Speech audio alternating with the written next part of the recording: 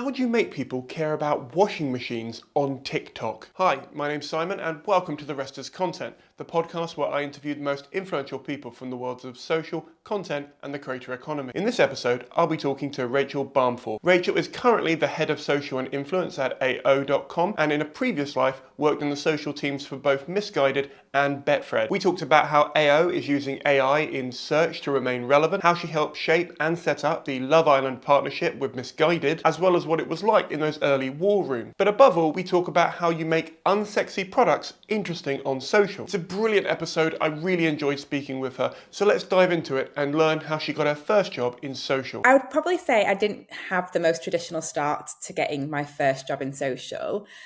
I actually started doing a lot of social work when I joined Missguided. I joined there as the brand exec, but more focused on TV advertising, like your traditional above the line channels. And at the time, someone from the social team left. They had a bit of a gap and I ended up picking up quite a bit of the social work. And at the time then it was Facebook and a little bit of Instagram, but I think that shows my age.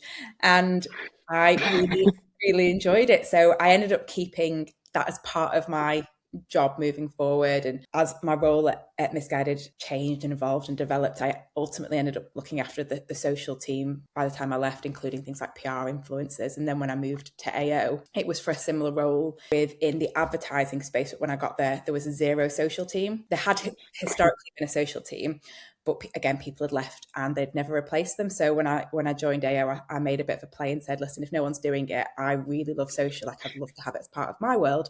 And I think kind of like the rest is history, as they say. Since then, when I joined AO 7 years ago, I've just been building that social team. And now social's exclusively what I do. As the teams got bigger, as the role got bigger, it kind of got to a point where AO said, it either has to be all social or you have to do all media. You can't do everything. And it's absolutely true because it's such a demanding role. And at that point I was sold. I'd sold my soul to social. I absolutely loved it. And so for the last 2 years now, it's been exclusively social, but I've been obviously working in social for over a decade now, but I love it. It's addictive. Everyone knows it. I know. If it helps at all, everyone I've spoken to has been like, well, I fell into it. Like there's no, because like nobody's so far said there was like a traditional quote unquote route into this, and that's made me feel a lot better. Like now it's like social assistants, but back then, yeah, it wasn't a thing. You didn't have multiple channels, multiple assets. It just was a bit of a side of desk job, I'd probably say. Yeah. I often see this like there's that sort of cliche in like the comments of like, oh, the intern deserves a raise, and I still think that's like a hangover of when it was like, oh, just give it to the intern. They can deal with the Instagram or whatever. And I find that so frustrating. But I also know me too. I feel like it really undervalues the job. You're like, no, this has been planned. Yeah. Honestly, this has taken a lot longer than you think it has, and it's definitely not like a whim. Well, sometimes you have like an idea, but most of the time it's not a whim in any way, shape, or form. Well, let's talk about Missguided. So what year was Missguided roughly when you started working there? So I think I started at Missguided probably around 2014, really early days for Missguided back then. Obviously, it's changed a lot since then. But it started in 2014 and I was there through till 2019, so about 5 years. Amazing. And I read that you did like the Love Island collaboration. Yeah. Is that right? Yeah, that's correct. So when I was there and I was doing part of the media, Love Island is such a cultural moment. And I think even then, like massive, more so. And fashion was a huge part of that. People wanted to know what the islanders were wearing and where they'd got it from. And they'd never had a fashion partner and they'd never, ever had a shoppable format before. So I worked with the team at ITV. We kind of came up with the idea of the sponsorship. And when we were working through it, I said, is there a way that people can shop the looks through the app? That's how the fashion partnership was born. And obviously eBay have gone on to do it. Like a lot of other brands have kind of gone on to do that fashion element of in-app shopping, but yeah, Missguided was the first, and it wasn't easy, and it definitely had a lot of teething issues, mainly because fast fashion, when we gave a lot of the product to the islanders, by the time that they were wearing it on the show, they weren't in stock anymore. But yeah, of course, it was a big learning curve, but it was a lot of fun. Yeah. So my only relationship with Love Island is not the sort of show that I would traditionally watch, but I got a job a few years ago doing the real-time posting when O2 was a sponsor. So like I was sitting there like watching the show, waiting for moments, and they had like a list of things that they expect to happen. So like the first kiss or the first date or whatever it would be. And I'm sitting there going, okay, I'm never gonna. This is not for me. And by about episode 2, I was regrettably really into it. Like I just fell down a rabbit hole, going, I can't believe this is who I am now because I'm reading the forums between days to like follow everything. Yeah. And you're right. The fashion and the culture around it is so die hard within those base of people. I can imagine like I assume there was a big spike in people following Missguided or like looking out for you. Like was that how was that? How did you handle that? Yeah, so we saw big spikes in traffic during the show. On the website or on social? On the website. Social was a huge part of it. So live tweeting, posting the looks live. So we did work with ITV really closely. We got like almost a sneak peek before the episode went live to be like, these are the outfits that they're going to wear. So we could pre-plan to react in real time as the show was airing. So we always had those like war room like conferences every morning. We would go like, what's going out? What do we need to share? What do we need to post?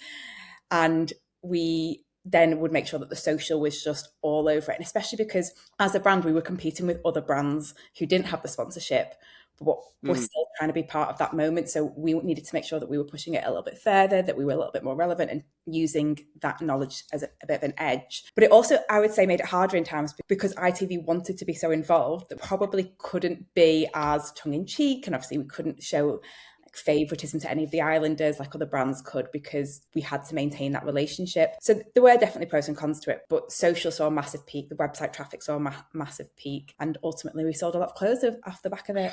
I was going to say, was that the measurement? Like, was it obviously you want to sell clothes? That's what that brand is there for. But like, was there a longer term play of like we want to build those relationships with this, like have the core audience see us as part of the brand? So a lot of the short-term metrics were focused around what can we see in terms of website traffic there and then, what are the followers saying, and then longer term it was that brand awareness piece of have we grown awareness in our back then 16 to 24 was our core audience range. Have we grown our awareness there? Have we seen that kind of long-term halo effect of being associated to that brand? So it was probably a play of both. There was a lot back then that you couldn't track as well. I think we've evolved in that space now of being able to do a lot of the media mix modeling. Back then we didn't. So a lot of it was just trust that it was the right thing for the brand and the right thing to be involved in. And I think everyone was pleasantly happy with how it turned out. I often think about, so there's 2 brands that always come to mind in this sort of area. There's the Edinburgh Fringe, who were sponsored by the Perrier Award, and so the Perrier that became the award. And even now, no matter who throws a load of money at it, I know Dave tried, the TV channel tried it. I know there's been a couple of other, I can't even think of them, but everyone just still calls the award the Perrier because it was like the first and the biggest sponsor. And then I also think about Boris Bikes, even though it wasn't his idea, he's not Prime Minister anymore, everyone still calls him, it's Santander, they've been recolored. So I was wondering like. The Boris Bike to me. Yeah, exactly. So I was wondering like, was this like an early play to be like, oh, everyone thinks Missguided when they think Love Island, they think, because it also has that shine to it, because like there's also like misguidedness of love and like relationships, and like it has that undertone of like, oh, misguided love. Yeah, I think it definitely was that kind of early play. Back then our main competitor was probably Boohoo, Pretty Little Thing, and it was a tough space. We were all fighting over the same industry, the same influences, the same kind of like demographic, and we're all Manchester based as well. So for us, it was how do we kind of have that like little push further to make sure that we're at that forefront, that we're slightly ahead of them. And the Missguided Styles Love Island did have such a lovely ring to it that it gave us that slight edge. And I think the only challenge we had at the end of it is once the influencers, or well, they weren't influencers before they went in, but once the talent came out of the show, then it was a free for all who was offering like the most cash, whether Molly May went on to do Danny Dyer went on to do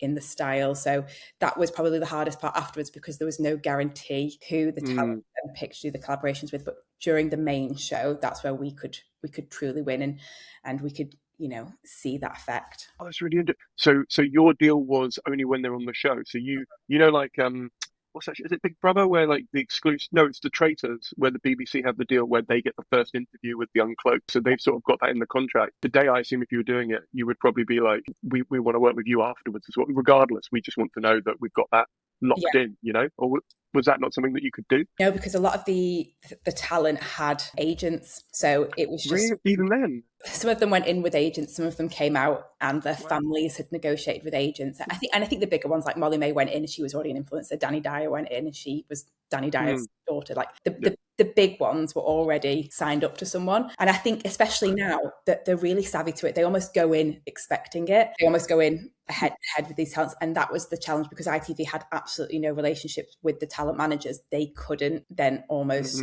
secure that for us. It was a case of you're going to have them outside of this agreement. Wow.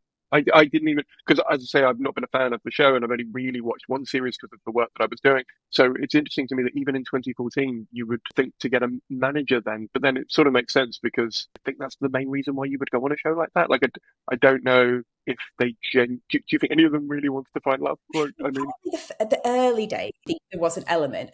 I think now everyone goes in thinking, I'm going to come out of this with a brand partnership.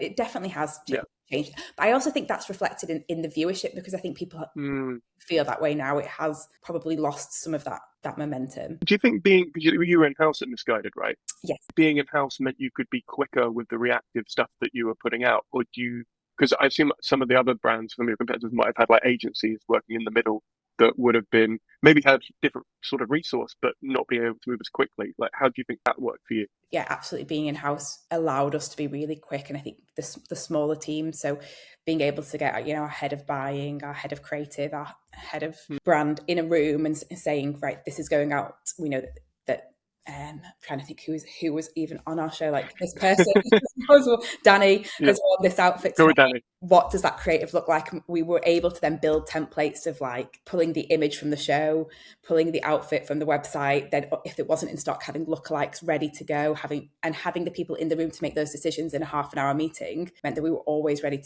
to go. And I think if you had an agency, that would definitely slow it down, especially because ITV were also in the mix. It would definitely have added a level of complexity. So when ITV, because I've done some work with ITV really recently, and I've done it with a show for ITV, and I found that they're just sort of interested more in like just the content supporting the show. So I did it for like the 1% Club, which is the game show on ITV.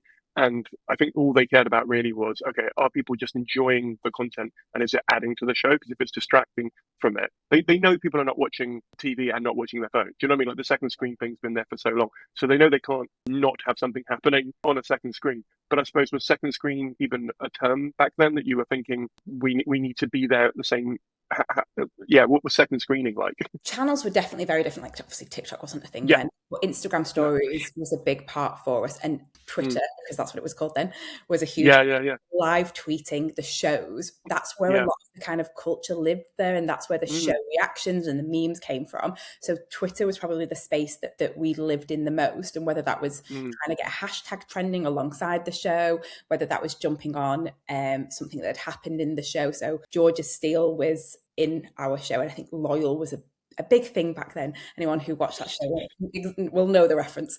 So people were doing like Loyal 10 discount codes, and that was where the culture lived. So for us, it was how do we make sure that when all the other brands are in that space and talking about it, we are still there. And that's when I was talking before about it being quite hard being in that partnership with ITV at times, was because where brands could be a bit more tongue-in-cheek, and whether that was doing a discount code, ITV would want us to make sure that we were showing like fairness to all the contestants, that we didn't have a favourite, that we wouldn't want to be seen to be like being negative to anyone anyway, but sure that we weren't going, okay, well, we're obsessed with Danny, we're only ever going to show looks from Danny, we're only ever going to talk about Danny. And I think part of that as well is because we didn't have a sponsorship of Danny, they wanted it to be like, we have to show Danny, but you also have to show all the other girls in equal proportion. So that was where we had to be quite clever with staying relevant, but also working within the confines of the relationship. So pre-show had, I assume it was girls and boys, but all the girls come to you and picked out all their clothes. So all their clothes were Missguided? Or was it a case of you'd have an awkward show if, for example, they hadn't worn any Missguided show clothes, and you needed to be fair, so you'd kind of have to show competitors. At the time, we had a menswear brand as well called Menace. Mm. And so we had the girls and the boys before the show. We met with all the contestants. We had like a showroom. They'd come down, they'd pick outfits, they'd put in like an order, and then we made sure that that then got delivered to them in the villa. So they had their own clothes that they could bring in. But I remember from the show, there was one shirt that every single contestant wore from Menace, our menswear brand. And it almost became a joke of like, how many times can they wear this shirt? Like they're literally passing it around each other.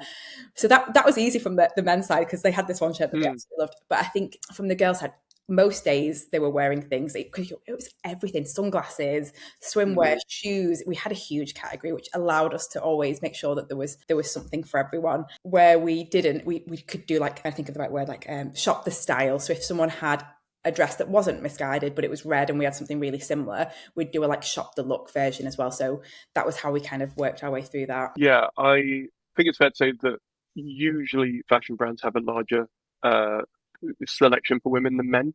And so I do find if I go out, I do find that I'm wearing the same shirt as a guy a lot of the time, which is fine. But it is always a nice like sort of moment. But I also think there's that I could see that maybe even the girls before they went in would be like, oh, you're having that, I'm not going to have that then, because I don't know if this cliche still exists, but it was in TV for years when I was growing up. Like, oh, it's awkward, we're wearing the same outfit. Do you know what I mean? That kind of thing would go with women anyway, you know? Yeah, I definitely think the men seemed quite comfortable sharing their clothes, whereas a lot of the girls didn't do outfit repeats or swapping and changing as much. You probably like that though, because then you've got like loads of extra, like, yeah.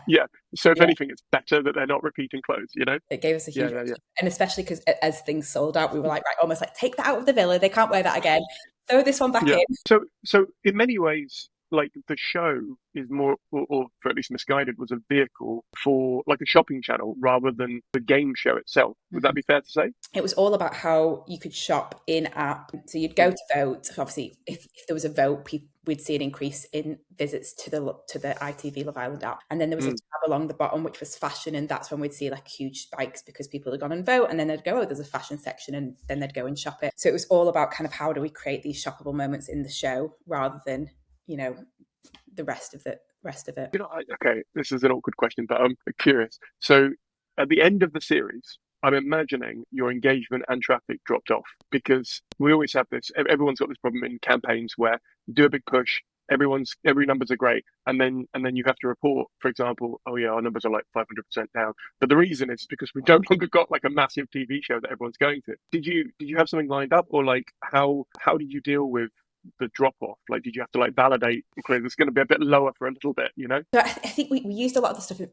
Paid social was obviously a big thing back then, so we used a lot of the looks to kind of carry on after the show. We were using the looks within the paid social space, but I think we didn't see, especially in social, because you've gone from having this massive show you can talk about for 8 weeks of my life. I think for nothing else, I had a massive drop off at the end. You then had that thing of like, okay, well, what we're talking about now? Like, we've been so obsessed with this show for 8 weeks. It's been our life 6 days a week, I think it is. What do we move to now? And thankfully, we kind of then went into festival season really quickly. So we kind of went into another big campaign as a brand. But I think for a while, our social channels, and especially while we were trying to figure out if we were going to work with any of the talent, did have a bit of a gap in that following that huge spike. Yeah, definitely. One of the first big campaigns I ever worked on, this is 2011-ish, was for Alpro Soya. And they were doing the Alpro Brett Fest at different festivals around the UK. And they wanted me to go to it and do like social media to like cover it and live tweet and stuff. And I thought, oh, it sounds amazing. I get to go to all the festivals. So I went to 9 consecutive weekend festivals over a summer. And at the end of it, I was like, oh, okay, I hate every bit of music. I hate every part of being in a field. I don't want to touch grass for like the next 2 months because it was mad. So I can only imagine the same things with you where you're like watching all this stuff. You're kind of like, I don't even want a summer holiday. I don't want to go. I don't want to see anyone. I don't want to. I don't think I watched, like, after that, like watching Love Island every single night is a commitment, and it is every single night, and it's your life. It takes over everything. It's every conversation you have. It was every WhatsApp group. By the end of it, we were like, we're not talking about this anymore. Like, I don't want to see any of those Islanders. I'm done. Yeah. That's how I felt when I was doing it for O2, because I was like, I can't believe how far down the rabbit hole I've fallen, firstly, because at the start I think they brought me in because I didn't really know the show. And so it was like a fresh pair of eyes on it and stuff, which was quite nice for them. But then I was like a few days later just in the groups, just going, oh my God, have you seen this? Have you seen this Reddit? Have you seen this thing that's gone mad? It's crazy the parasocial, I suppose, again, that's an early parasocial relationship that they're building there around these, what we would call today influencers. But I'm thinking 2014, I don't, they existed, but I don't think the term influencer existed in that way. No, it was it was a different landscape, and I think I'm trying to think what year it was that we did the Love Island partnership. I think it was probably 2018 we did the actual partnership, or maybe 2017. They all blend together. Yeah. But the landscape was so different, and I think when we just said it before, like TikTok wasn't a thing, Mm. Reels weren't a thing. So the landscape was just so different, and influencers were very different, and the way that they worked with brands was completely different. And I think it was probably the start, I think, of kind of that shift to like true influencers and the change in social. But it was a very different time. Like and if we did it now, we would do it completely differently. But that's just the nature of hindsight and the changing world. How do you think you would do it differently today? Do you think Reels would be a bigger, TikTok would obviously be a bigger thing? I think it's what we were saying before. Like you'd probably negotiate a slightly different contract because you'd think about the talent more within it. We'd probably have a more through the line campaign. I think at the time budgets were a lot smaller. We were a small brand, so Scrappy. a lot of the activity we did was focused on the investment in the sponsorship. Whereas now we know that if you're going to do a sponsorship, you almost have to have a similar budget to activate the sponsorship, and whether that's using out of home and paid social and radio adverts. Like how can you maximize that IP that you secured through other channels? So I think you'd approach it in a completely different way and you'd negotiate it in a different way. But that's life, isn't it? That's hindsight. And for a first off, I mean, like it was great fun, and I think we were all really proud of it at the end of it. Yeah, completely. And then, so your job at the time was kind of half and half at that point, and then you moved over to being fully social for Missguided. Is that right? So by the time I left Missguided, it was still, so I left as senior brand manager. So I looked after influencers, PR, brand, and social. So I had kind of like 4 streams under me by the time I left. And it was only when I came to AO that I solidified my role in social at full time. That's really, so I found there was a period of time between about 2015, 16 to about 2018, 19 that I got a lot of work working with PR agencies that were doing social. And I think the reason, partly because they noticed that social was building a lot more around that time, but also because I think they'd had those pre-existing relationships with brands that they'd done really good PR for, and then they obviously needed a new skill set in.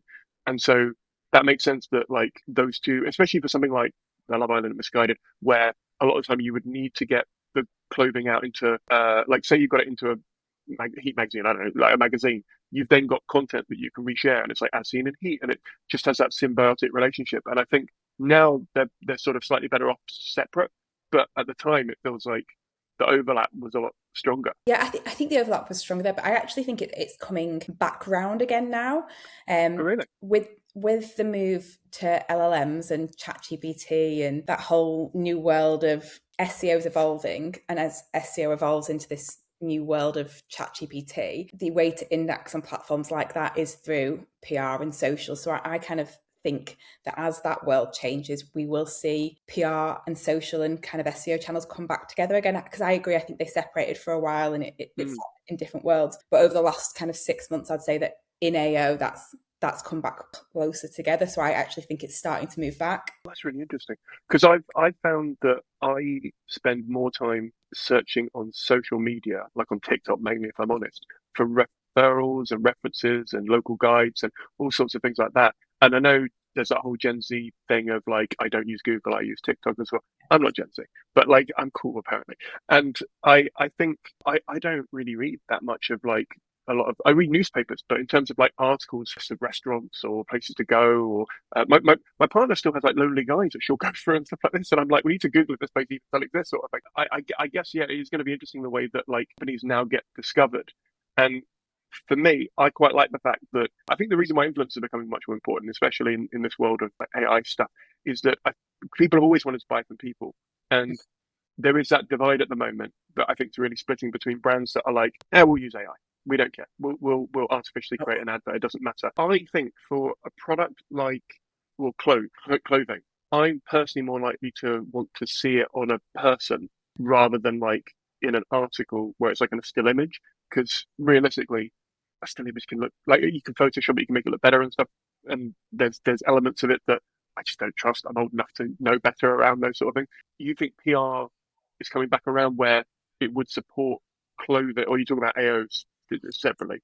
Thinking about it separately. So yeah, when we were at Missguided, we sent a lot of like still cut out images to press, and you'd have like the top 10 looks or the top 10 jeans, or I think jeans and a nice top was a big thing. But for AO, for where we're now working with PR, like they obviously work with journalists a lot, but a lot of the stuff that we're doing and working in a very different way is how we work with our PR team and our SEO and content team to feed some of those, ChatGPT and LLM algorithms around search. So if people are going to ChatGPT and saying, my washing machine's broken, or where should I go to buy my washing machines? It's how we can then appear within those AI overviews, and PR and social are becoming a bigger part of things like that. So, when chat looks for that information, they're going to go look on Reddit, they're going to go and look on like Good Housekeeping, they're going to look where they can crawl to kind of get that information to come back to the user. So it's how we work as a team to make sure that we're answering those questions in chats. Hopefully they're going to start pulling them. I use chat, but obviously it could be Gemini, it could be any of them. So that's where we work much more closely with our PR teams now. Oh, that's fascinating. So you have some people who, for example, will go. I know Rode are really good for this. For example, the mic brand that I use for everything.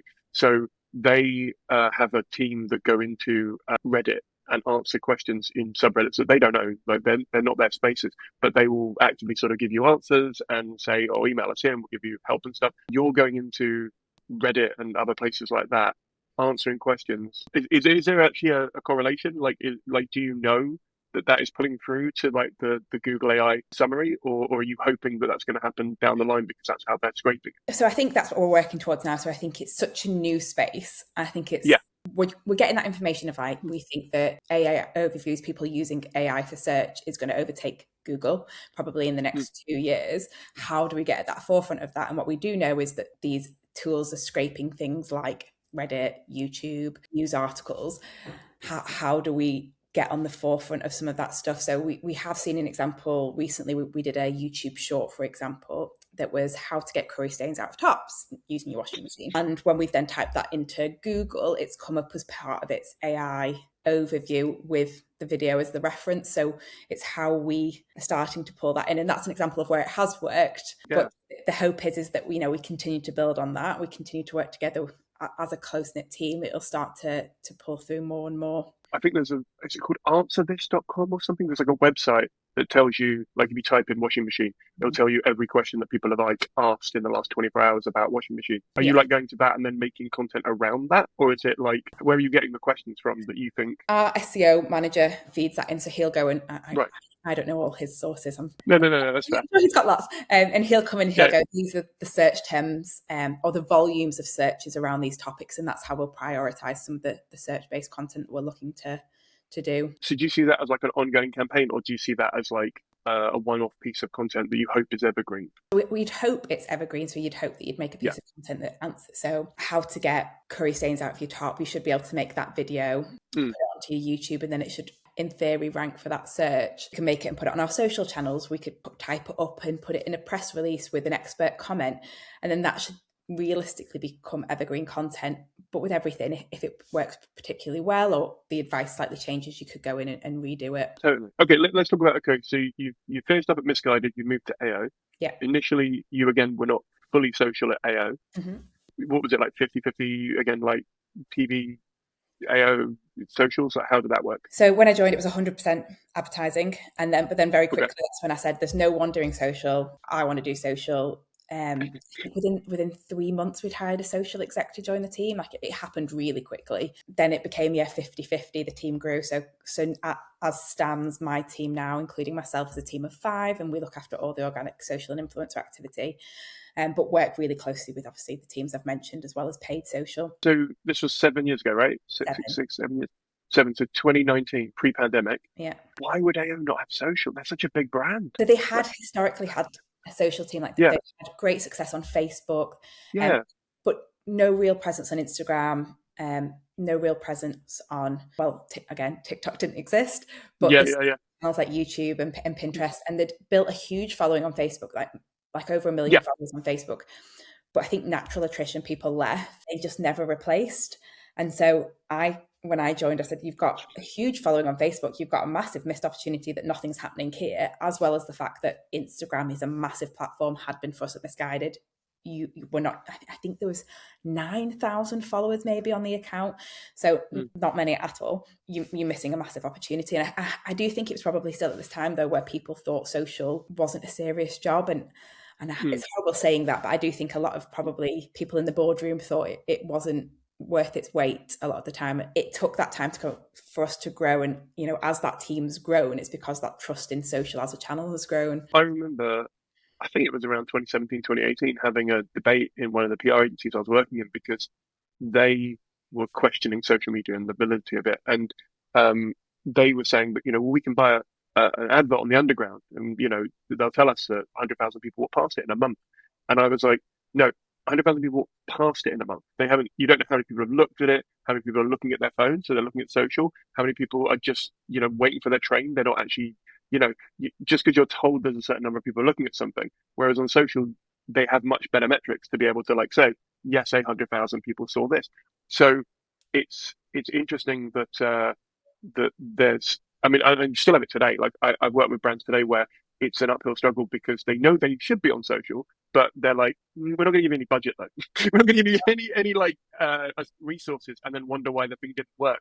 So I guess, did you have to say, if you're gonna let me do this, we need some budget, or were they eventually on board because you were passionate as hell and this is just gonna happen, Yeah, when I first joined, a lot of the stuff we looked at was revenue. So how much revenue were we driving through Facebook? What are the clicks to site? And it was very return focused. And then over time, as we kind of proved the value in that return, and we moved, and channels like Instagram and TikTok came in where there was no click away from the channels. It wasn't like Facebook where you could have, a one click away to site. You can't have it in your captions. It's not really done. People don't go to your bio to click your links. There was that change and that shift of, we need to believe that these impressions and the reach and the engagement we're getting is doing something for the brand. And it absolutely has been a journey. And I think even now, I still think today people say, well, social's easy. It takes you 2 minutes to make a video. I can do social. I make videos. It is that constant thing and that constant conversation of, well, actually no, because you've got to go make a video. It has to be on brand. It has to look good. It has to, what customer problem are you solving? It's easy to say, oh, well, everyone can do social, but actually the insight and the strategy behind it is much bigger than a lot of people think.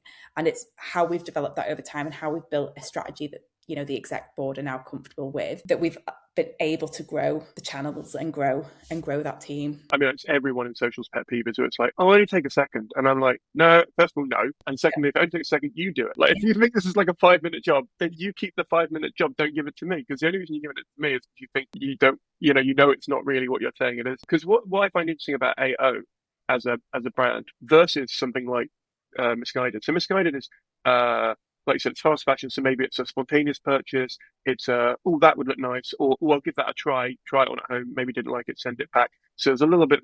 Well, I mean, it was fast fashion, so it still is, I think. So it's exactly. Whereas AO, I would say your biggest challenge, and correct me if I'm wrong, is that not everyone buys a fridge every week. Do you know what I mean? So there's a big gap.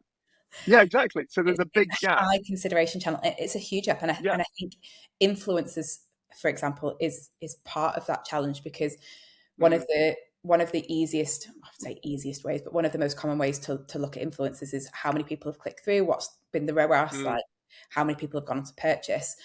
Discount codes are used quite a lot to track influencers. You can't do that in our space because you can't have a flat 10% off AO. But you also, there's no point doing a 10% discount on a very, very specific washing machine because that's not going to fit in everyone's house. So it's a lot harder, and people, we do videos where people get, big TVs, or they renovate the home and they've got their appliances from AO. But just because you've seen it doesn't mean that you're then going to go and buy a fridge next week.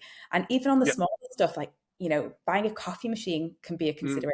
Me and my husband have gone back and forth for, I'm not even joking, months about how, when we change our coffee machine. That is a hard thing to then prove when revenue's a target. And that's why we've had to build and massively get people to believe, that they will see it.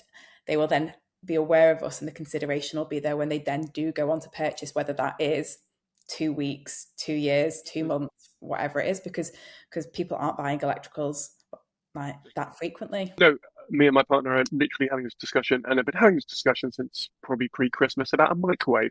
So, it's because we bought our air fryer before then, and we're like, well, now let's upgrade the microwave. I was like, no, we've got an air fryer. Let's pause and discuss what features we want. And, it's because we've had this microwave for 10 years, literally about 10 years. And so I think everything, I can't think of much on your website that it wouldn't be a considerate, especially in a cost of living, especially in a time when people want their devices to last longer. Even when I'm working on like chocolate brands or like a supermarket brand, like I did some stuff a little while ago, like I always think when I'm making the content is the touch point between purchases. Even if you come to Lidl once a week, like anything I'm doing between replies or content, I just think I am now interacting with that person and trying to get myself front of mind between their next shop, because their next shop could be a Sainsbury's shop. They could just decide for whatever reason to go to somewhere else. There could be a deal that pulls them that way. I think the longest, so obviously we've worked together on AO work, but other than that, I think the longest period of time between purchases I've worked on before was when I did Car Phone Warehouse, where the first thing I asked them was like, how do people buy phones?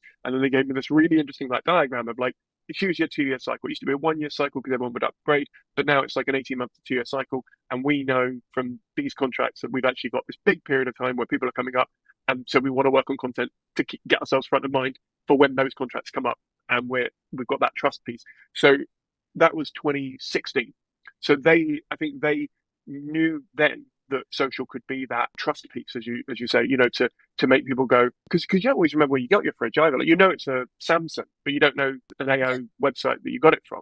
So again, you're battling against retailers now, like the companies that sell the products as well. Yeah, absolutely. Like we're not just battling like our main competitors. It's also kind of battling against like D2C brands. So Shark Ninja sell themselves. Yeah. Shop.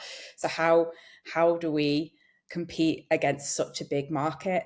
And for us, like trust is what our kind of kingpin. Like we are the UK's most trusted electrical retailer. It's something that we feel really passionately about. It's something we talk about in our advertising, and that for us is what social needs to do too. So everything that we do on social for us ladders up to that trust in us as a brand, that we will deliver it on time, that you'll get the right appliance, and that we're going to be there throughout that journey for you. And that's how we've shaped our social for the last couple of years, and the plan is to continue doing that. I keep thinking about do you know Tony Chocolonely? Yes. I keep thinking about them because I don't think I've ever seen them do a TV advert. And around Easter, I saw loads of like Cadbury's adverts and sponsorships and things. And then there was that announcement that they're not selling very well because they've diluted their product a little bit. They've started using cheaper materials. They've started making the product, although it looks the same size, they've made it smaller. And obviously Tony's is a more expensive product. I totally understand the difference in price on these things, but you look at it and you go, well, actually, I trust Tony's because from the off, they've been ethical as far as I can understand. They've played it really well with their social media and their branding and the elements of customer service that I really respect and like. And it feels like what you're saying, AO, and they're going the same way, where they're like, we know that you can just buy this directly, but in order for us not to be competing on price, we want to compete on brand. And when you compete on brand, it has to be a trust thing as well as a loyalty thing that goes beyond. I was going to say a feeling, but a brand is a feeling.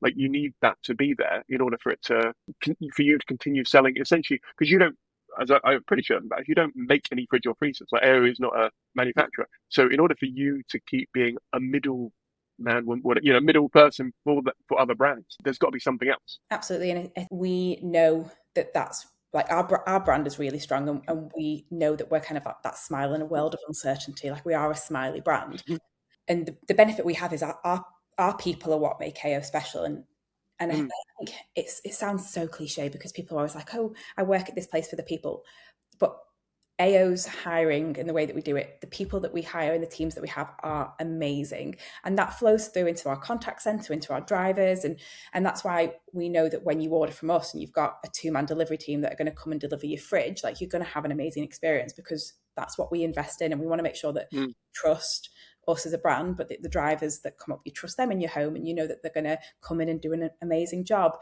And that's why Trustpilot, which is how we validate the UK's most trusted electrical retailer, we have, hundreds of thousands of 5-star reviews. Like our CEO said something the other day that I think, Nick sums up. You can't trick that many people, and like No.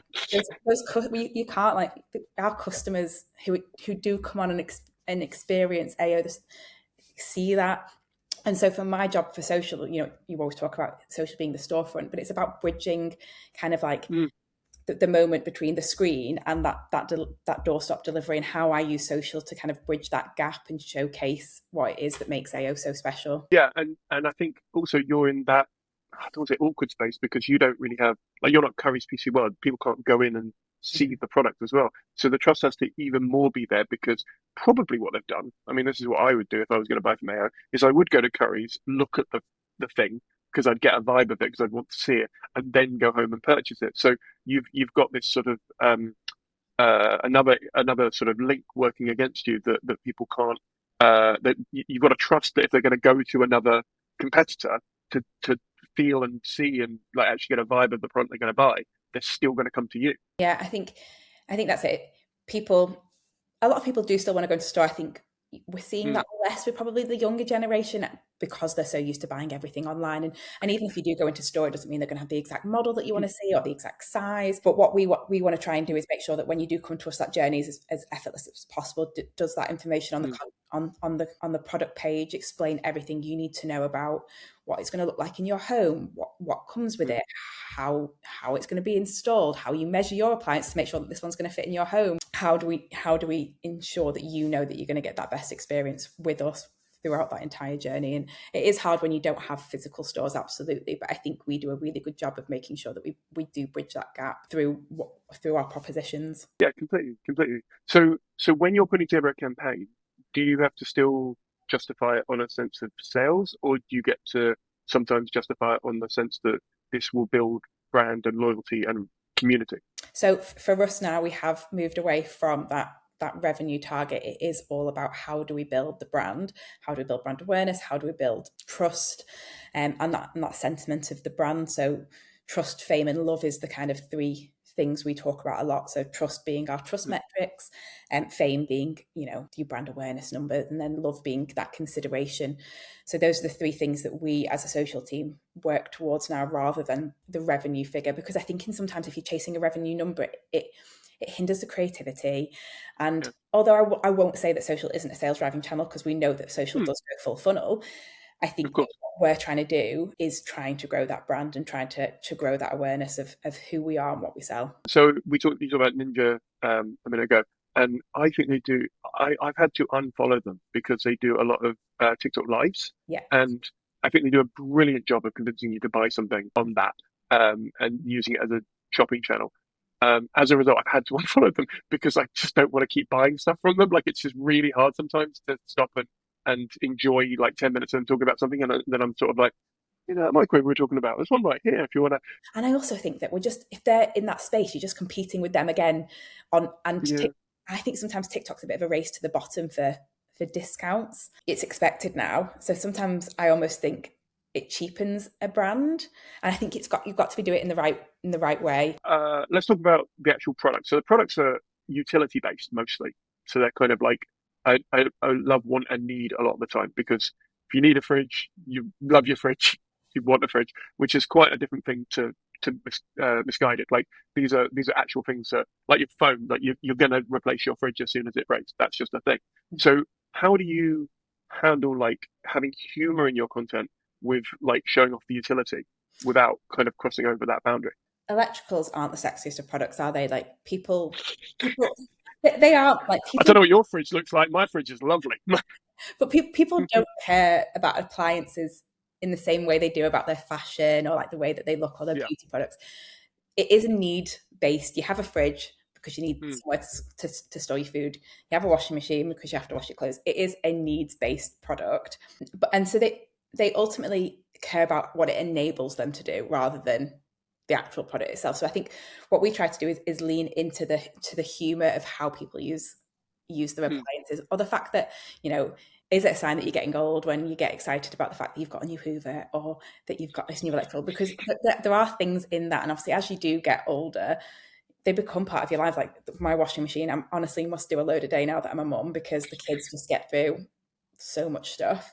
So we Yeah. try to lean into that humor of how people use their appliances every day, and how actually, they do become bigger parts of your life as you age. But I think once you kind of get past that thing of like, yeah, they're not the sexiest, they're not the most fun appliances, but actually how they show up in everyone's like real lives is probably bigger than people give them credit for. And people probably do love their fridges, they just don't think about it in the same way. So we try to find those moments that we can pull out those conversations and pull out that humor. Yeah, I remember when I first moved into my flat and I realized I have a favorite hob, like a favorite, People do, like, it's the thing. yeah, yeah. And like, I remember turning to my partner going, I've just realized I pretty much only use the bottom left hob because it's my favorite one. But I'm also my favorite. Well, right, no, I just never thought I'd have a favorite. And it's, so yeah, there's moments like that you have where you go, oh God, I'm an adult. I have that now. People try and stop it at 001 so it doesn't beep. Oh, really? Oh, Hey, the microwave. Yeah, yeah, yeah, yeah, yeah, yeah. Yeah, it's the same thing as when I'm filling up my tank. I try and get it bang on, like, I don't know, 21 pounds or yeah. something. So it's these Yeah, things that yeah. people do that they probably don't think about, but like everyone puts, like the oven, you'll read a packet instructions for whatever you're cooking, but you're still going to put in at 180. Everything goes into the oven at 180. Like Yeah, yeah, yeah. it Yeah, can yeah. say Same, 200, same. it's going in at 180. I had this argument with I say argument. I had a heated debate with my partner earlier this week where I just said because I put some stuff in the air fryer because that's why I cook everything, and she was like, "No, but it says it's on like 200 or whatever," and I said, "No, 180 because it's the default one," and I just pressed on, and she went, "Yeah, but it's not going to cook as quick." I went, "But I'll just leave it in for an extra 20 seconds." Like it's applying heat to a thing. Like that's all cooking is. And she was like, "No, you are never going to be a chef." And I went, "I don't want to be a chef. I just want my burger." What Like it's, convenience. Yeah. yeah, yeah, yeah, yeah, yeah. We'll get back to the podcast in just a minute, but if you're enjoying the show, please do take a second to subscribe or review it on iTunes and Spotify. Also, if you think this episode would help a friend, a small business, a co-worker, please do pass the pod on to just one person. It helps more than you'll ever know. And if you're looking for a social media freelancer with 16 years experience, my contact details are in the box below. Now, let's jump back into it. And I suppose like that comes into what you were saying about like making it as friction. I mean, Amazon are the kings of this. Making things as frictionless as possible is really the. I think the more I think about social and the supporting elements of social is because you could have amazing social, but if your website was awful to work on, like I just wouldn't buy for you, regardless of what I think, because who's got time to wait for the thing to load and the thing to work through? And I suppose so. Has there been like elements of social feedback that has like bled into the website, and you've had to go to the team and go, everyone's saying this isn't like helpful, or everyone's saying it would be better if we moved the button here. Can we meet them halfway or something? Not at AO, but I have a really good example. And this isn't my example. Okay. I don't want to steal this one. But when we were at Missguided, Zoe, who was our social media manager at the time, she noticed a trend of people saying jeans in a nice top, jeans in a nice top. What are you wearing tonight? Jeans Right. in a nice top, jeans in a nice top. And so she recommended that we set up a category page called jeans in a nice top. And Perfect.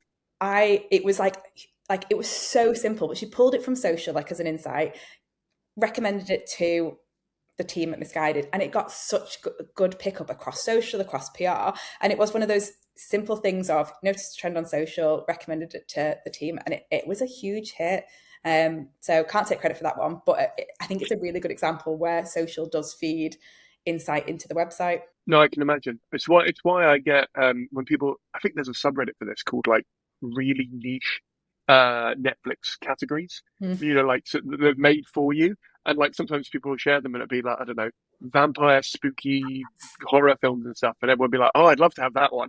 And it's just because that person's clearly watched, I don't know, Vampire Diaries, and now they're trying to find ways of doing. I do think that's what Netflix should do. If you're listening, Netflix, I think you should have a share button for categories, so that if somebody wanted to see what was in the vampire, scary, spooky, whatever, then you could say to someone, "Oh, here you go, have a follow of it." Because why would that not be easy for them to do? And then everyone can kind of share their, unique niche suggestions. Yeah, I love that. You need to pitch that to them. They don't listen.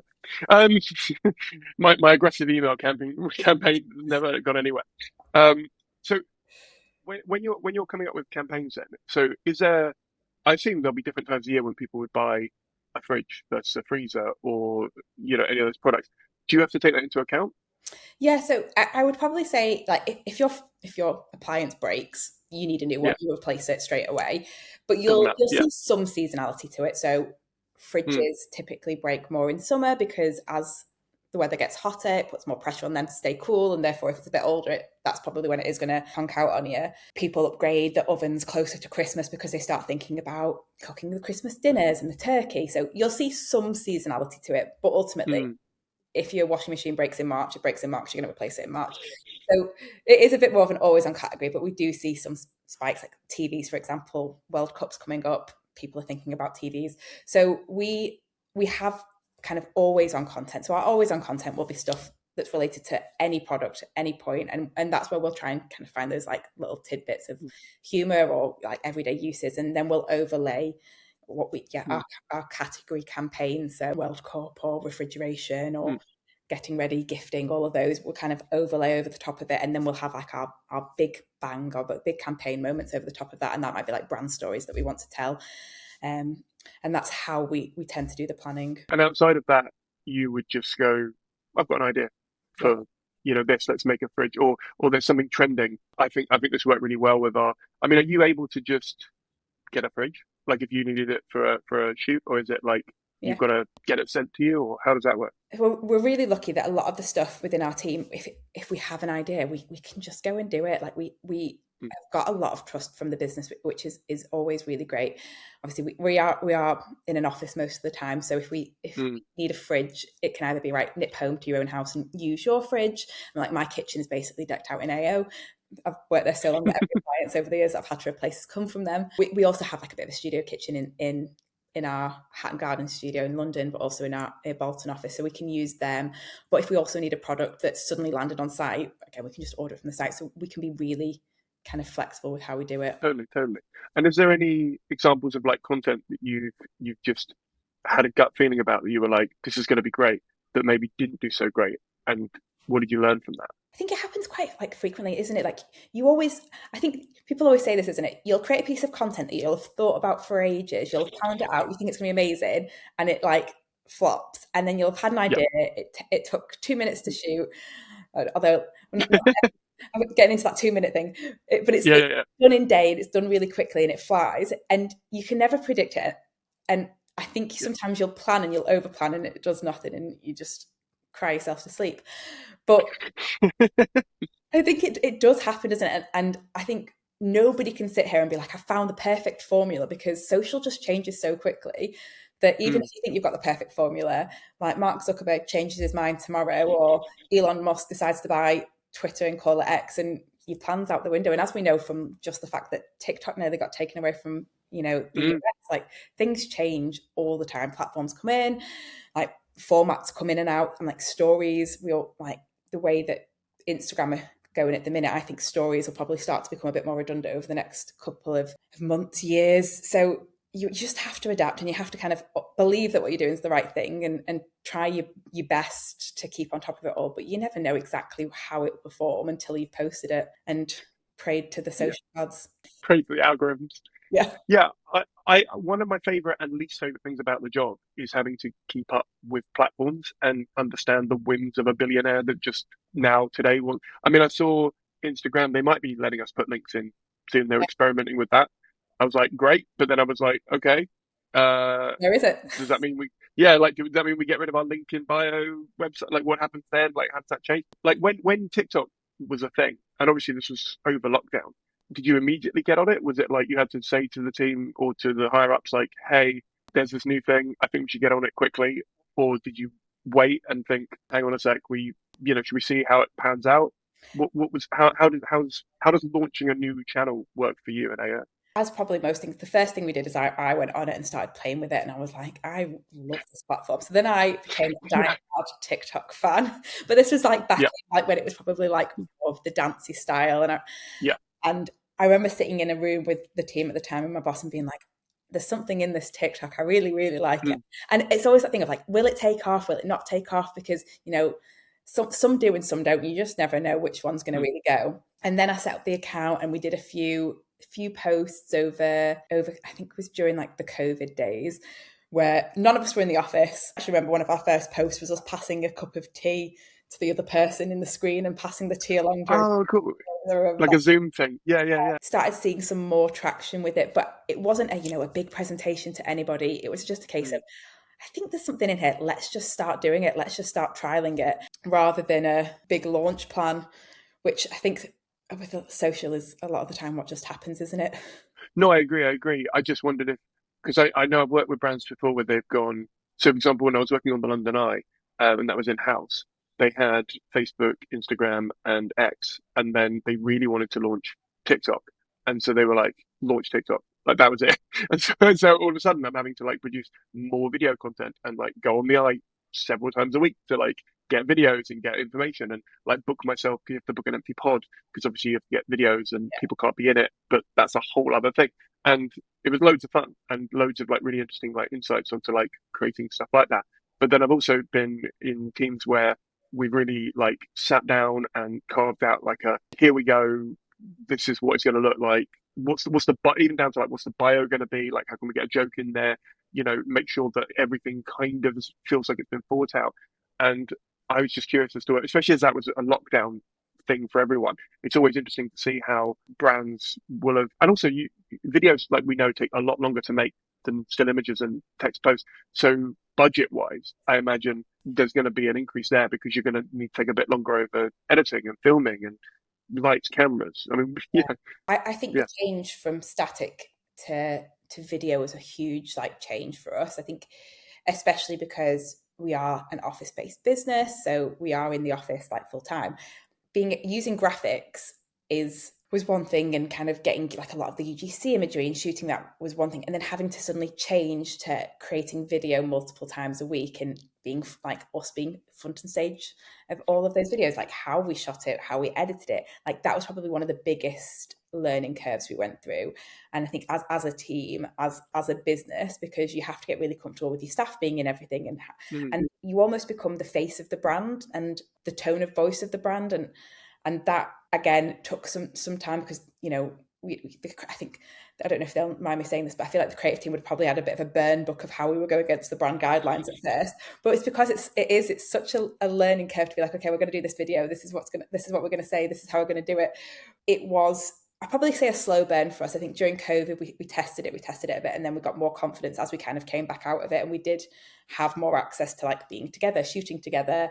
I think COVID did restrict that in part because we were at home and we weren't allowed to be together. And I think it probably did hinder some of that creativity of us not being able to all be together. And then once we all came back together, that is when it started to really, really take off for us. Yeah, I remember when we were working last year on those video assets, Mm. and like you clearly had been in videos before. Like for context, you'd recorded a lot of end of year Christmas content, and Yes. you and Ross were in the AO van together. And Yes. it's fair to say that was his first. Like he'd not really been in stuff before, and so there was an obvious, like you were fine in front of the camera, and then between takes maybe he was a little bit less, you know, aware of cameras and mics and all that sort of stuff. And but he was so affable and so lovely and just one of these like charming drivers who you always talk about. And so it came through on the edits. I felt that he just was a nice person who did the other stuff for AO. And I suppose when you're having to represent a brand, I mean, I assume when he took the job, he wasn't thinking, I get to be the front of, like, I get to be the face of the drivers. So I suppose, like, how would you ever, like, that conversation, how would you have approached him? Would you have just gone, we need a driver. Would you like to be in a video? Or is it like there are people that you have already gone, yay, pick me, pick me? It would, so our John, who you'll know, who's our kind of Yeah. executive producer, he did a few interviews with different drivers and said, who do I think has kind of got that personality that will come through on the camera?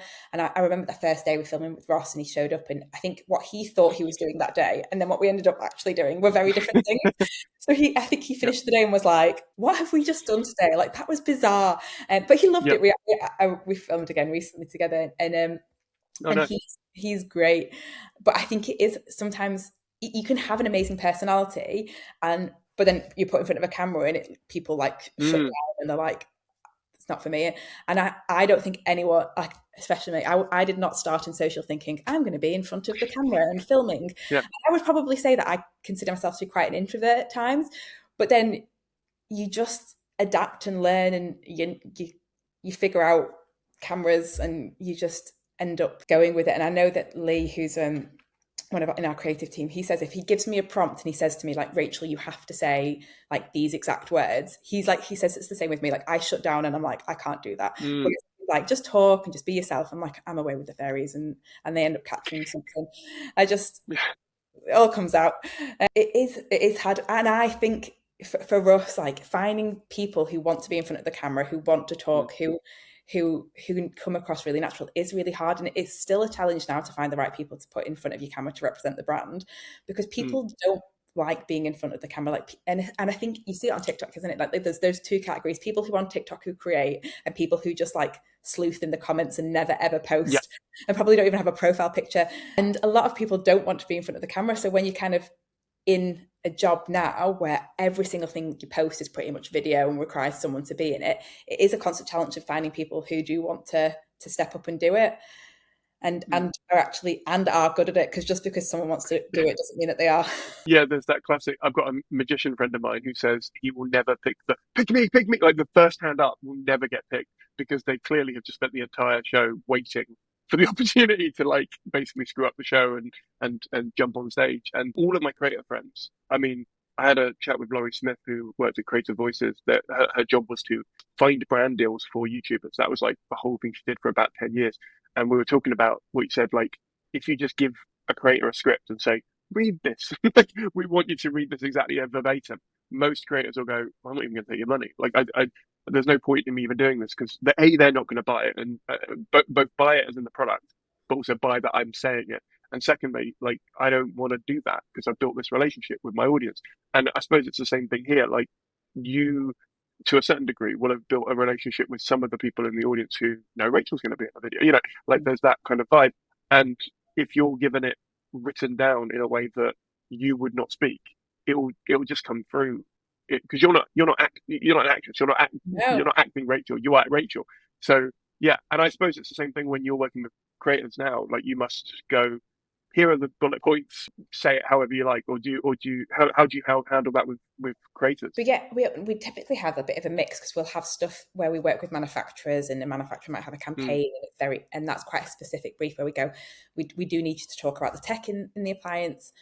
But again, we want you to do it in a natural way. Like, how has this tech, like the fact that you can do a 20-minute wash on your washing machine, how has that actually made your life easier? Rather than, again, I now have a washing machine that has a 20-minute cycle. Like, it's just like boring.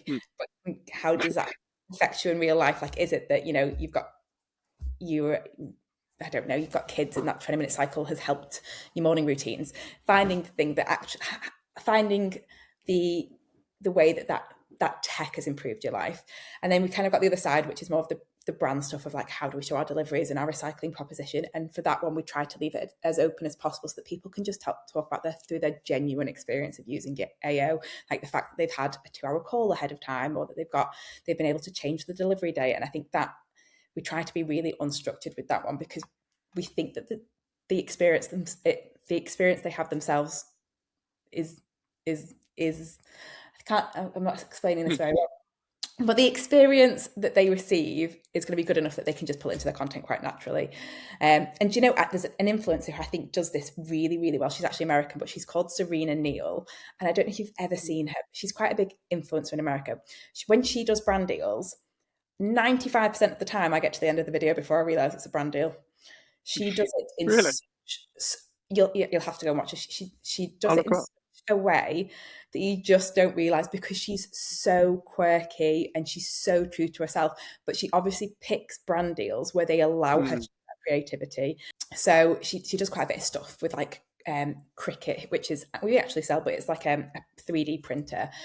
And she'll do stuff, and she'll be like printing dog stickers to like put on her husband's laptop, and it's not a tutorial, it's not like a step-by-step. She's just doing something that is completely like a little bit bonkers that she would do. And then you watch it and you go, that was a brand deal and I feel like I've been cheated, but it's been done very, very well. Yeah. But I think that's the key to a good brand deal, is that you don't think it's a brand deal. Yeah. Because we're in this weird phase of, and I feel bad for, people who work in above the line advertising, because we're in a weird phase where people do not want to be advertised to, and yet we need to advertise, because if you've got a brilliant thing, you want to sell it, obviously. So I think if in social you can express it in a way that means that people don't feel, well, the problem is if you feel cheated at the end, that's even worse. But if you feel you're like, oh, I didn't realise. yeah, it's a bit. Do you know Love Juice, the drinks brand? Have you seen those on TikTok? So No. they've started doing loads of. They are a product, but they've started doing loads of brand deals. And I just every time I'm like, that is perfect.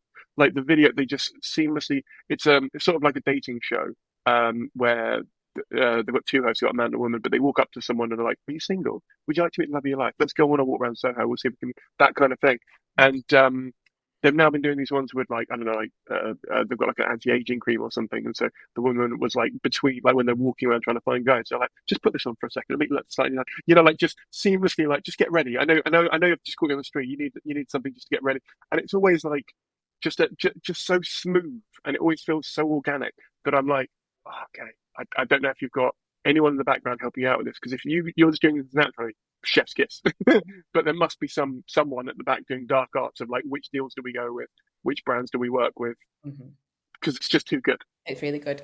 You're measuring, if you aren't measuring it through sales, and obviously sales are like spread out intensely with the products you have, how do you gauge a good influencer relationship? So we look at the kind of the metrics that we have through the platform. So we'll look at, what the impressions, what is the engagement, like how engaged are the audience, what the comments look like. I think comments are such a valuable insight these days, and it's definitely, I think TikTok especially, as we see that a lot of those kind of conversations are happening in the comments. That's the first thing people do, isn't it, these days? Go straight to the comments.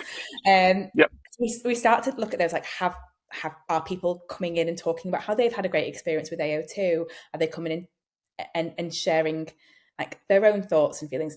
If we have a post and it goes out and there's like 0 comments, we're probably thinking, oh, well, maybe it's not really driven any sentiment off the back of it. So view through rates, kind of the full mix to give us that thought of, has this piece of content potentially moved that dial? But we also will work with like our brand team on pulling things into brand tracking reports. Have people seen an influencer ad from us recently? Have they seen an organic social ad from us recently? So we'll use that kind of like slightly more metric approach to see if we can see numbers shifting there. But a lot of the kind of gut is, if I say gut, like we'll get a gut feeling, and if we think it's a really good piece of content, and then we'll use those numbers to kind of inform it too. Yeah, totally. Okay, I'm going to do a lot of quick fire questions. They're quick for me. You take as long as you need to answer it. Okay, who was the first person to believe in you? I don't know if this is cliche, but I feel like my parents have always been really, like, have always completely believed in me. And I think I have always been a person who comes up with like lots of crazy ideas, and I change my mind every day about what I want to do, but they've always pushed me and always believed in what I can do. And I think they've always given me the example of what hard work looks like, which meant that from a young age, like I got my first job at 15. They've always pushed me, but never like beyond my own capabilities. But I think they've always pushed me because they know that I'm capable. And even now, like my dad, like if I share things on social, he'll share them to his page. Like he's really cute.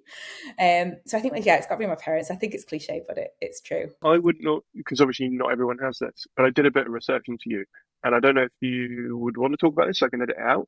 But I know that you are a mentor at Girls Out Loud. Is that right? Yeah. And I don't like.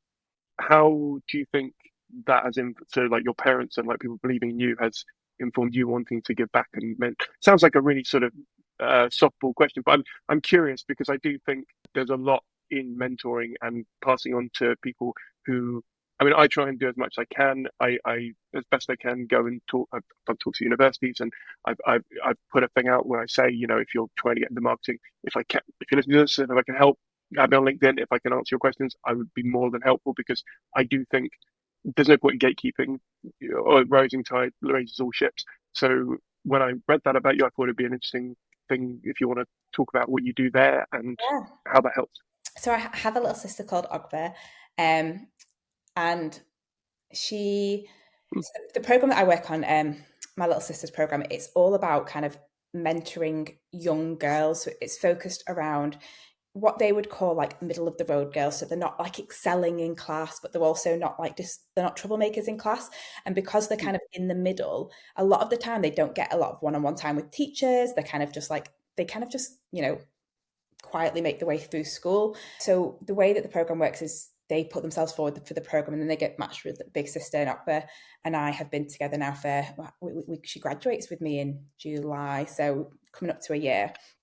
And a lot of the training that we did was around how the world for girls is changing dramatically. So things like social media has a massive impact on Mm. how girls' mental health and how we view ourselves, and what we think about our friendships and our relationships. There's obviously a big trend with things that we're seeing in the manosphere around what girls think relationships with their partners should look like. But there's also like pressures just in the wider world of like how we should look, and what we do with the girls is we go in and we basically are that like ear for them. Like we'll listen to them, we'll talk to them about their friendships, we'll talk to them about relationships. We do workshops around girl codes, we do workshops around like mindfulness, and I use the sessions for Aqua to just like download on me like what's going on in your world, and she'll talk to me like she's like every time she has like friendship issues, or if she likes a boy, and we'll talk about them, and we'll work through them, and I'll try and give her that advice of emotions is a big topic. She's in year 9 now, so emotions and controlling emotions is a big thing that we frequently come to, and managing those relationships with her parents, with her mosque, with her sister. Like it varies like week to week what she wants to talk about, to be honest.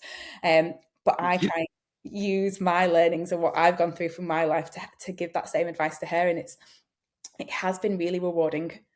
I'd hope it's been really rewarding for her, but for me as well, I think, because you take the time, you obviously have to reflect on the sessions every time, and I try every time I'll take away what we've talked about and prepare for the next session. But it makes you reflect on things. So one of the sessions we had a couple of months ago now was all about like what's hers to influence and what's not hers to influence, and how she should and shouldn't let things impact her moods and emotions. And then afterwards I was going, I don't do a very good job of that. And I've just sat in that session with her, like, oh, well, you need to be making sure you do this and this. And then I thought afterwards, like, I'm not very good at protecting my own peace sometimes. And so I'll sit there and I'll be like giving her this spiel, and I think I need to listen to my own spiel sometimes. So it's been good for me too to work with her and challenge myself back. But I've absolutely loved doing it. It's the program, the Girls Out Loud program, I think it's Northwest based, but they do so much work with the girls in the schools, and you go in, and I'm with all the big sisters. I think there's 20 of us in the school that are currently doing it, and you can see like all of us are having different conversations and different things, because all the girls are going through completely different life stages. But it's been very, very rewarding for me, and I've loved doing it. Yeah, I can imagine. I don't do it at that level by any means, but I always find it helpful to, and I know what you mean. It's one of the things where I actively try and read as many. So I read Invisible Women a few years ago. I just finished reading Careless People about the Facebook stuff. I read Algorithmic Bias, and like the more you take, because obviously algorithms are going to show us what they want to show us, and so you don't always find things out. And I do think sometimes generational breakout of like your own bubble shows you, oh, okay, the work I do on a platform, maybe, obviously not with AI necessarily, but with Missguided might, impact them on how they want to dress and wear and aspirations. And so it's just amazing to hear the work that you do on that. So not that it's work as such, but I thought I would take a moment and ask you about that, because I assume you don't get asked about it anywhere near as much as you No, probably should. I don't. And one of the questions they when we were doing our training for it, they said, like, why is it that you want to do this? And I do think that there is a little bit of guilt sometimes of, like, when you work in social, you do feed the social beasts, and these social beasts do have massive impacts on the younger, like, not just the younger generation, everyone who interacts with social. And although, like, to your point, like, it might not be the fashion and thinking about how they look, but it's probably showing, like, maybe not everyone's home looks as beautiful as the homes that, like, you know, have like a massive American fridge freezer. You're not going to have like a laundry room separate. Like, a lot of people's homes don't look like that. So it's the same thing of, you know, are you showing realistic homes? Are you showing what the average home looks like? Are you showing realistic products? And I think that I think the hard thing sometimes is working in that space is you have that guilt of, you know, am I contributing to some of this stuff? So that was one of the reasons why I'd signed up to it, is if I can help show my little sister that not everything she's seeing on social is true and real. And I talked to her about how a lot of the stuff she'll see, like, I'll say, you see that video that person's posted, but I can tell you that she's probably got 3 ring lights on her. She's got a tripod. She's edited it several times. She's probably had a script. She's not just taken a quick picture and posted it. It's not that simple. And obviously sometimes they do, but there are big productions behind a lot of this stuff, and it is constructed, and it's not all true. And giving her that context sometimes I think is quite helpful. Makes me feel slightly less. No, I've felt that guilt before, and I mean, this is a whole other subject, so I won't go down this rabbit hole. But I often think about, like you say, when we were launching on a platform, you know, there are some platforms that, especially meta-based ones, especially from the books that I've read and the internal stuff that's been leaked, I sometimes, you know, I have that guilt where I'm going, well, I'm helping build a brand on a platform that I don't like the business model of. And there's part of me that goes, well, I'm a cog in a big machine. I don't know how I stop that without building my own social network and, you know, pulling everyone off of it, which I don't think is a possibility. So yeah, I know you're not alone in that. I know a lot of people in marketing who are having increasing number of, you know, feelings about that, and not wanting to be on X, for example, because of things. And, we as a brand have pulled off from posting. I think we have our customer care channel there, but as a brand, we don't post on there. But, like, it's not just X anymore, is it? It's all in different ways, and we have our challenges. But it is hard because you are a tiny little fish in these ponds, these brands, or for these platforms, and it's hard. You can't do change by yourself. But yeah, that's a whole other rabbit hole for another time. Other rabbit hole. Right, we'll finish through the final questions then. If you could name one skill that social media marketers should be learning right now, what would it be? So I don't know if this is going to be controversial. I think the conversation around AI and skills is really interesting at the minute. And I think there's an absolute need for people in social to lean into using AI. But I also think it's a mindfulness of it, because what I'm starting to see, or what the industry is starting to see, is a lot of AI slop, I think is the term that's been used.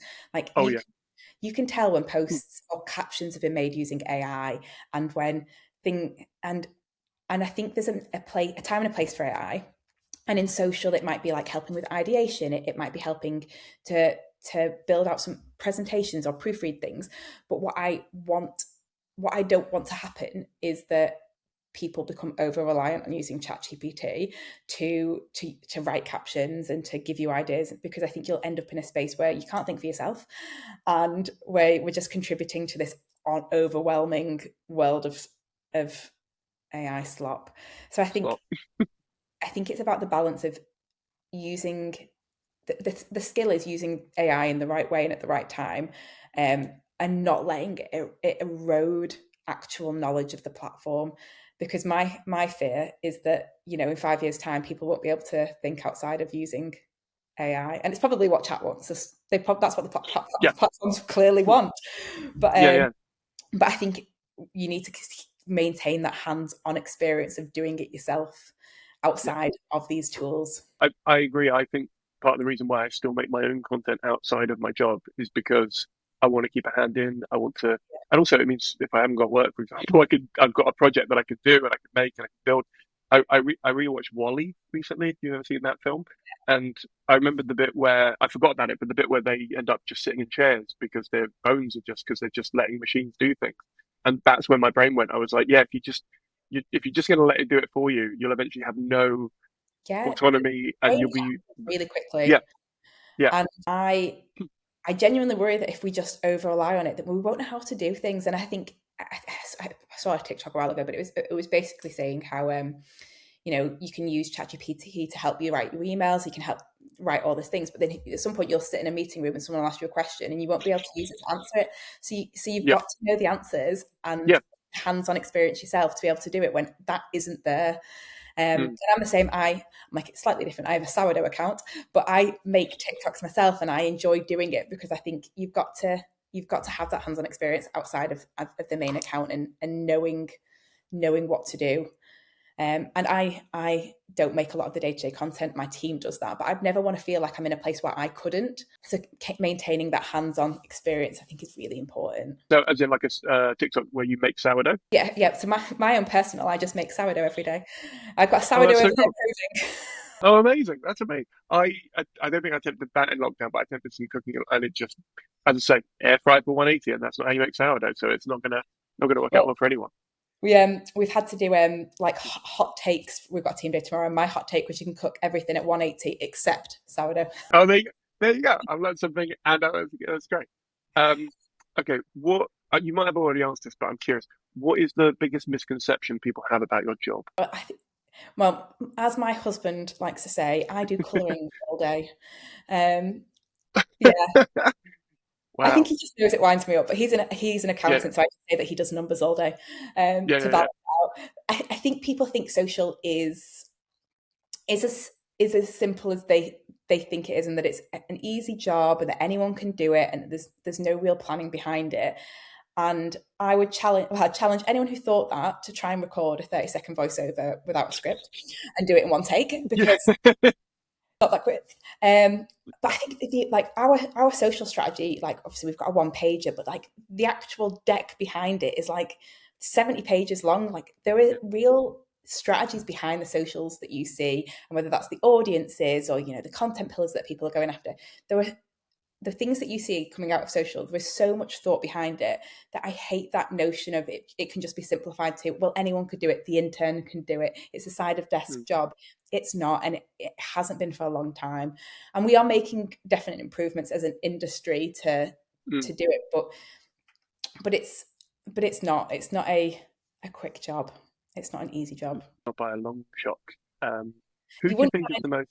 No, go on. Go on. No, go on. I was just say I actually think social is probably one of the harder jobs at the minute, because everyone has an opinion on it, and people will see something on social and feel comfortable going up to you being like, oh, well, I didn't really like that. It's not for me.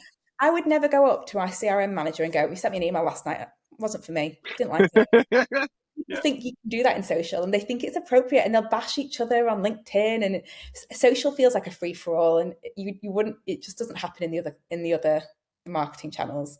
So it's tough. I think it's because anyone can have a social media account that they think, well, and also I blame Simon Caine for this, because I think he's made a culture of like everybody thinks their opinion is valid, and like everyone thinks their opinion is like we should all take them seriously. There was a brilliant. Who was it? There was a comedian who said, the day I stopped worrying about abuse on like Twitter and X and that sort of thing was the day that I realized, oh, it's just everything's written in the same font.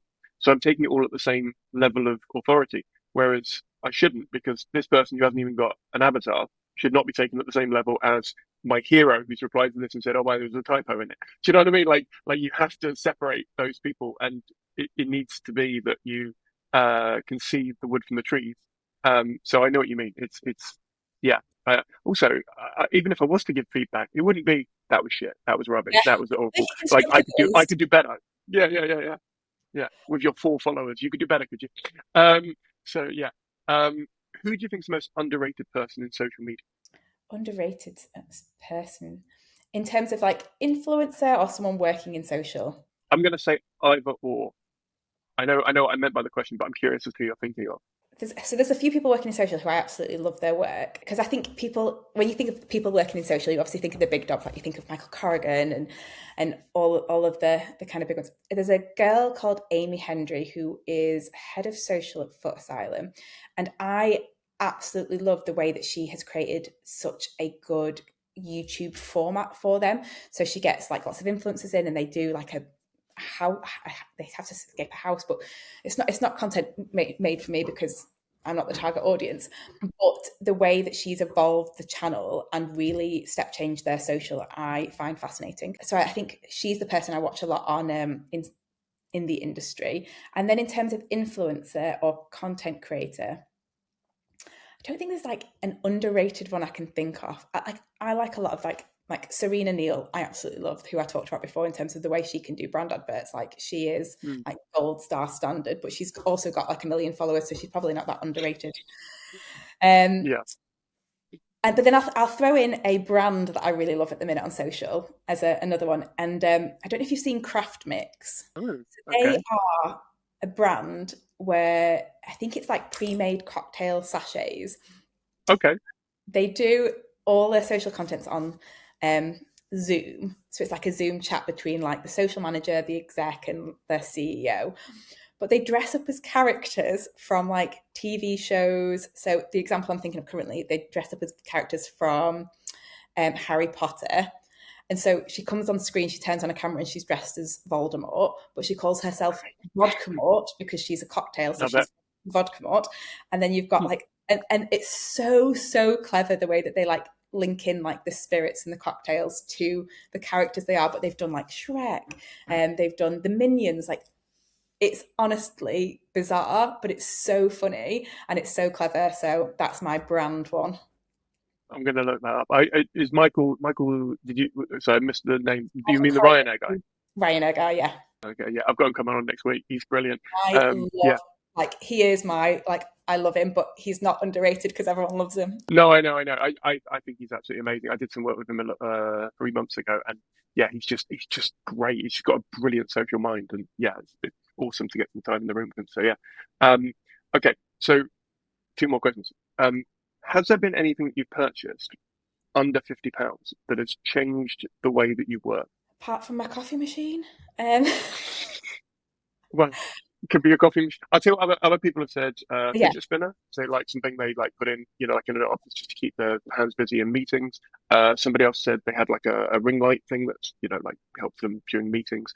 What did someone else say? Someone else said an ergonomic mouse that was there. What else have we had?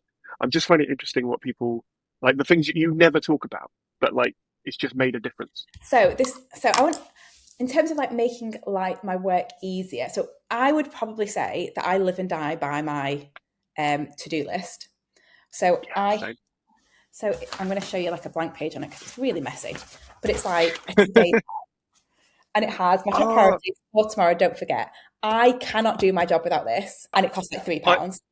And this is like I literally always write to-do list instead of to-do list. That's brilliant because if I don't think I can do it today, I put it on a to-do list. But for the day, I always put it on a to-do list because I go, it's got to get done today. Yeah. It's on the to-do list. Yeah.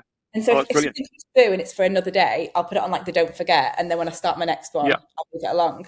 But I like literally, there's like I live and die by it. And to be fair, I have a lot of things on my list sometimes, but it's because I'll build it up and move things along. But my Bible. Okay, you've got to send me a link to that because I literally every day just write at the top, and I'm curious to where that's from. So that's cool. And I'm saying that I've got 3 pages left, so I'm gonna have to buy a new one. Yeah. What's one thing you wish you were better at? So I am quite a conflict avoidant person, which is just my personality type. I think one of the things that I really wish I was better at is probably like difficult conversations or like tough feedback. And feedback is a massive part of my job. I obviously have to give feedback to assets all the time. And so I've learned to do it a lot more and better and more constructive as the years have gone on. But I think it's something I could still definitely be better at because it's hard giving feedback and it's hard disagreeing with people. And with social, a lot of it is standing your ground because people have opinions on your content. So it's something that I continuously work on. And that's probably my biggest thing that I continuously try to be better at. For what it's worth, when you gave me feedback, I felt like it was really constructive and really helpful. So if that helps in any way, shape or form, I always felt like your notes were really concise and well thought out. And you never wrote, at least I don't remember you writing, like, just change this. Like, you would always be like, we need this change because, and there would be like a reason that would like make sense so that like, even if I had a response, I go, well, no, because she's already told me. Like, I already know the response now, so there's no point. So for what that's worth, I think you're good at feedback. Oh, And that's okay. Final question. If you could go back to your former self at any point in your career and give yourself one bit of advice, what would it be and when? so I would probably go back to my days working in fashion, like early days in fashion. And anyone who's worked in fashion probably knows it is tough. Like it gives you some thick skin working in fashion because it is non-stop 24/7, like especially like fast fashion. It is cutthroat industry. And when Hmm. I left fashion, I think I'd got to the point in my career where I was looking for a different pace of life. Like I was starting a family, like I was in a different place. But I have learned so much, and I've got such a thicker skin, and I've got such a better work ethic from going through that and going through that kind of like really intense 5 years in fashion, that I think I'd probably just like take that Rachel of 2014-15 under my skin and be like, you will learn so much and it will be absolutely worth it. So like stick with it, like you'll come out okay. Brilliant, brilliant. Well, thank you so much for taking part. I really appreciate it. Thank you so much for having me. I've loved it. What an episode. I loved hearing about the changing landscapes of brand partnerships and how she would handle that massive collaboration with Love Island if she was doing it again today. As well as her and her team's thoughts on AI and search and how they're finding new ways to become discovered by a whole new audience. As well as talking about mentoring and helping bring younger people into this industry, as well as passing on information that you're not going to see on social because it just doesn't do well in the algorithm. I hope you got a lot out of this episode as well, and if you did, please do consider passing the pod on to just one person you think would enjoy it. It really means the world, and it does more than you'll ever know. Also, reviews on Spotify and iTunes would be massively appreciated. 5 stars only. We only accept 5-star reviews around here. Keep uploading, and I'll see you all in the next episode.